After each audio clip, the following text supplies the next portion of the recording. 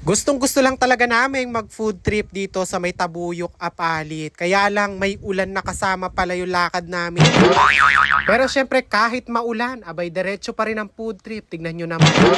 Pero syempre bago yung malakas na ulan, abay nakakain na kami. At yun yung ipapakita ko sa inyo. Grabe, akala nyo ba sa Manila lang merong Fusion Alley? Ay nako, dito meron na sa may bandang Apalit. Kaya naman hihingi na agad ako na sorry, baka magutom kayo sa oras nga na na-upload ko to. Hindi lang kasi isa, dalawa, tatlo, apat, lima, kung hindi 20 plus na food stall ang pwede mong pagpilian sa pag-food trip nyo pag pumunta kayo dito. From rice meal, snacks, dessert, drinks, at marami pang iba. Ako na yung magsasabi sa inyo, sulit yung punta nyo dito at hindi kayo uuwing gutom.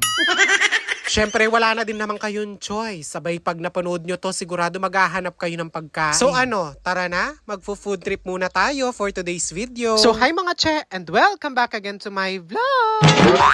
Anyway, umalis nga pala kami ng bahay mga alas 4 nga ng hapon para nga kako medyo maliwanag pa pagdating namin doon. At syempre, alam ko, maraming magtatanong saan ba to? Saan ba tong food tripan na to? Dito lang to sa may Apalit Bypass Road. Kung merong Fusion Alley sa Manila, aba dito sa Apalit, merong Summer Food Alley. At syempre kahit napanood nyo na nga tong video ko na to, pag pumunta kayo dito, wag muna kayo agad bibili. Kumbaga, i-survey nyo muna lahat ng mga stall, kung ano yung mga available na pagkain. Dahil nga sabi ko sa inyo, nasa 20 plus na to at nadaragdagan pa nga sila. Yung mga pagkain na nakikita nyo na nagte-trending nga sa Fusion Alley, aba, meron na ding available dito. Tulad na lang nung inihaw na pusit na kapag sinausaw mo nga doon sa may suka na maraming sibuyas. Ay, pack na pack yun. And wait, there's more. Nasa entrance pa lang tayo at bungad pa lang tong mga pinapakita ko sa inyo. Hindi rin mawawala yung Dubai Chewy Cookie. Look, yung price nila napaka-affordable. Mula nga nung nag-trending yung Dubai Chewy Cookie na yan, abay, gustong-gusto ko na siyang kainin. Nga lang, wala akong mabila na medyo malapit sa amin. Naman mamaya, ay wait nyo, titikman ko talaga syempre, yan. Habang nagsasurvey nga ako, abay syempre, naglilista na din ako ng mga orderin namin mamaya. Andito rin yung Ilocos Empanada. O, ano, tara, ganun.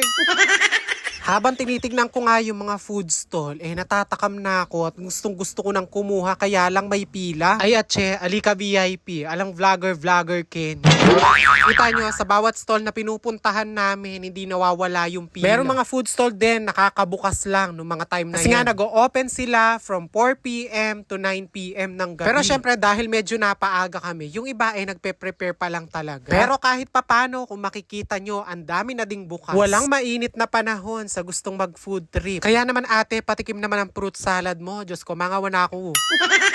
Nasa bandang gitna pa lang kami ng pag-survey kung ano yung orderin namin. Pero parang gusto ko nang kumuha ng mga tinda ni kuya. Colorful kasi.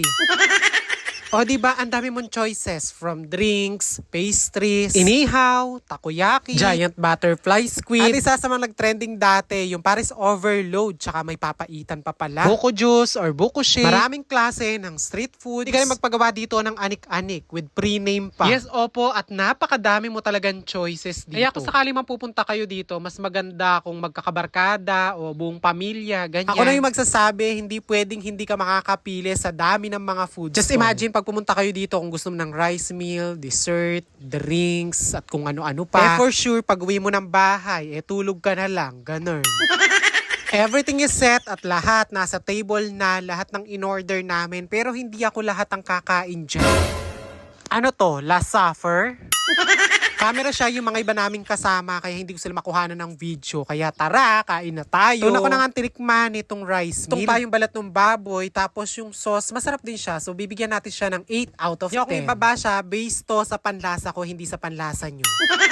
Ito naman yung lettuce with beef and kimchi. 8.5 out of 10. Chicken inasal, 8.5 out of 10 Tapos din. Dito sa may silog meal, siguro 8 out of 10. Sa grilled liempo, 8 out of 10. Dito sa lomi, 8.5 out of 10. Nakalimutan ko kung anong tawag dito, pero 9 out of 10 siya sa akin. Para naman sa fish cake, favorite ko kasi to, kaya 9 out of 10 siya. Next, etong biryani. Para sa akin at hindi para sa'yo, 8 out of 10. Next, yung mga inihaw na isaw-isaw, ganyan. Isaw ng Ginataang manok, pork barbecue, paa ng manok. At dahil one of my favorite street food talaga to, kaya naman 9 out of 10. Next, ito yung katsu. So ayan, 8 out of 10 to sa akin. Anyway, yung mga kasama ko, order din pala ng Ilocos Empanada, shawarma, merong inihaw na isaw, meron din namang fried isaw. 8.5 out of 10. Meron pa nga dito mga dynamite, coco shake, at syempre titikman ko din itong creamy cheesy corn. 8.5 out of 10 nga yung rate ko dito. Meron nga din pala ditong mga maki. Dito naman, 8.5 out of 10. Next, etong tiramisu. 8.5 out of 10 din siya sa akin. Dito naman sa drinks, 8 out of 10. At ito na nga yung isa pa sa gustong gusto ko, yung giant squid. 8.5 out of 10 to para sa akin. Etong fries and nuggets, 8 out of 10. Yung fried noodles, 8.5 out of 10. Etong bicho, 8.5 out of 10. So eto na nga yung Dubai Chewy Cookie. O diba pakakanyang ko pa kasi pakiapusang kureta nga kakit ko ka rin mag-vlog.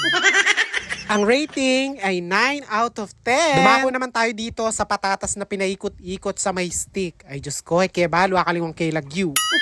Pero for me, 8.5 out of 10. Meron pa nga ditong pizza pero hindi ako yung nag-order niyan. Meron ding bonchalo halo, kape, at mga milk tea. O, inuulit ko yung mga ratings ko ay base yon sa panlasa ko at hindi sa panlasa nyo.